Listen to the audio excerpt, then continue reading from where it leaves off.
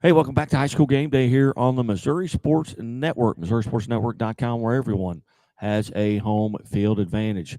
We go to Seneca High School. We welcome in Seneca head football coach Cody Hilburn. Coach, thanks for your time today. Yeah, thanks for having me on, Guy. Yeah, and thanks for it twice today because for people outside of the studio don't realize that we did this once and I muted my mic. But Coach, I appreciate it. Coach, take us back to last week. A very good team in Mountain Grove, and you guys got out on top early. Tell us about that game.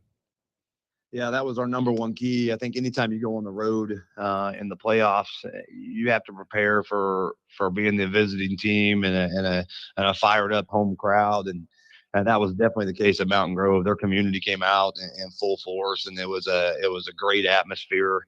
And we knew we had to start fast, and fortunately we did that. We got the ball first and went down and scored in 5 plays, and then kicked off, and our kickoff team forced a turnover, and we got the ball back, and we scored on the very next play. And so we were up 14-0, only 3 minutes into the ball game right there. And it kind of took the crowd out of it a little bit, and we were able to maintain the rest of the game.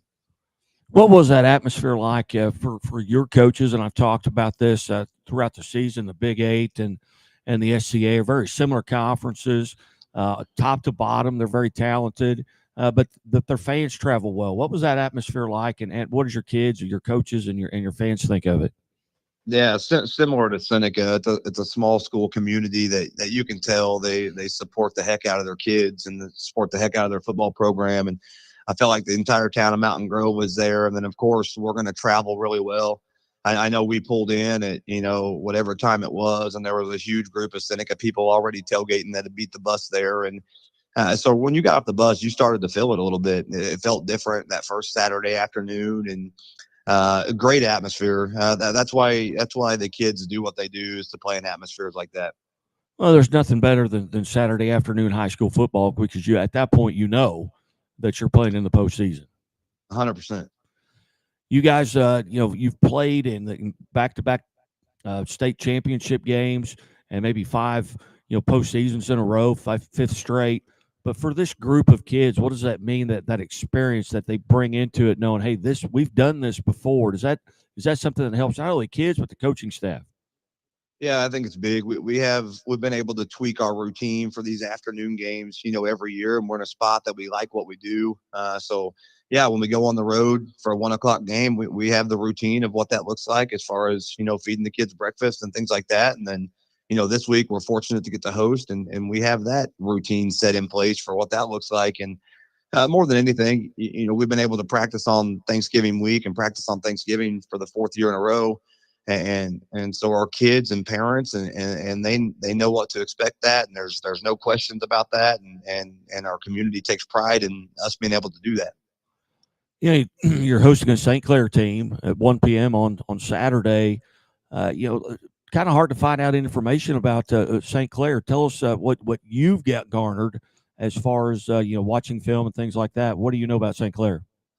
Yeah, a really good football team. A very similar identity as ours, and the fact that they want to run the football, and they're very successful in doing that.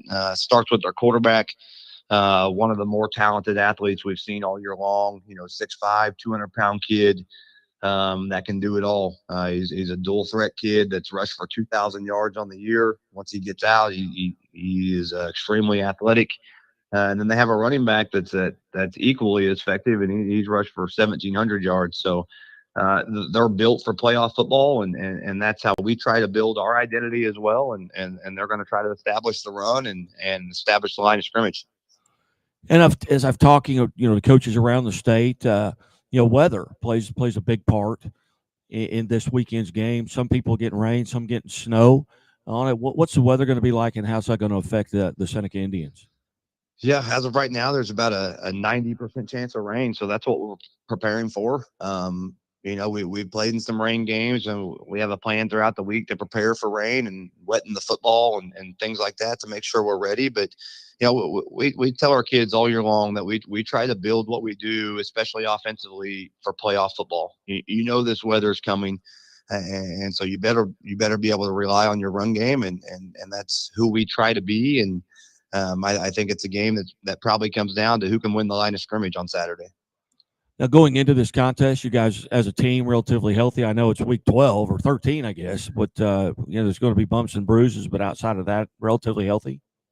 Yeah, I don't think anybody's 100% this time of year, but yeah, we don't have anything significant.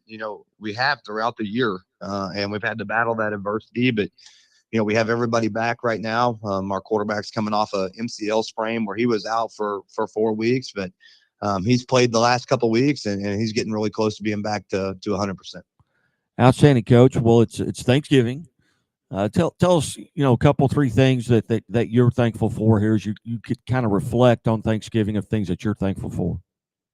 Yeah, my wife and my kids, I can't overstate how supportive they are of what I do. And I think in order to do a good job as a football coach, that has to be the case. And I spend way too many hours away from my home, and I have to miss way too many events. And I never feel the pressure from my wife or my kids of me not being there sometimes. They totally understand that I'm also responsible for 64 boys and giving them an opportunity to do something special. And so what they mean to me just can't be overstated. All right, let's stand behind you in the buffet line. We're going through what are you saving room on your plate for? What's the one or two things you're not going without on Thanksgiving? I'm pretty black and white on Thanksgiving. I'm going turkey, and I'm going mashed potatoes and gravy, and I'm going chicken and noodles, and that's all that's going on my plate. I'm not messing around with any of the fluff. I'm sticking to the meat and potatoes. Outstanding. Well, Coach Hilburn, tremendous luck here as you go into this Saturday game against St. Clair. Go out and win it. We'll talk to you again next week. Sounds great. Thanks, guy. Hey, you bet. Hey, you're watching and listening to High School Game Day here on the Missouri Sports Network, presented by the Missouri State Highway Patrol, who reminds us, take that 3 seconds and buckle up.